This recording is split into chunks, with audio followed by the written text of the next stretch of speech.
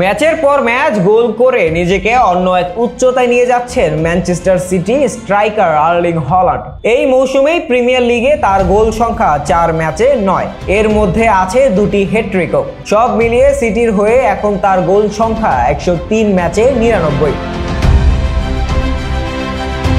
আজ রাতে চ্যাম্পিয়ন্স লিগে ইন্টার মিলানের বিপক্ষে গোল করে 100 গোলের মাইল ফলক স্পর্শ করার সুযোগও আছে তার। আজ এই মাইল ফলক স্পর্শ করতে পারলে হালান্ড একটি রেকর্ডে ছাড়িয়ে যাবেন ক্রিস্টিয়ানো রোনালদোকেও।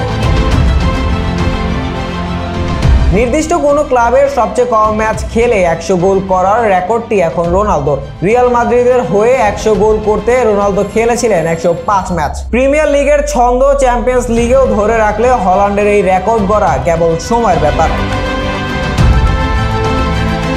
হল্যান্ডের এমন অদম্য গোল খোদা নিয়ে কথা বলেছেন সিটি কোচ পেপ গার্দিওলাও। বলেছেন হল্যান্ডের গোল স্কোরিং দক্ষতায় তিনি নিজেও বিস্মিত। এ সময় নিজের ক্যারিয়ারের সব মিলিয়ে 11 গোল করার বিপরীতে 4 ম্যাচেই হল্যান্ডের 9 গোল করার তুলনাও দিয়েছেন বার্সেলোনা ও স্পেনের সাবেক মিডফিল্ডার।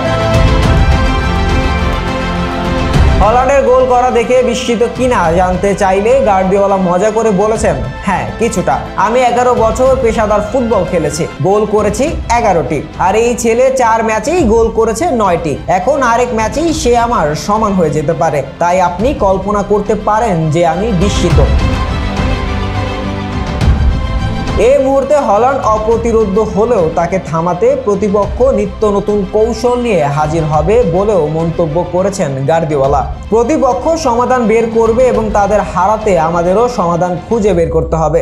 চ্যাম্পিয়ন্স লিগে আজ রাতে ইন্টার মিলানের মুখোমুখি হওয়ার পর সিটির পরবর্তী প্রতিপক্ষ দলগুলো Slovan Bratislava, Sparta Praha, Sporting Lisbon, Feyenoord, Juventus, PSG ও club Braga. Shahriar Ahmed Joy, desk report, icon sports.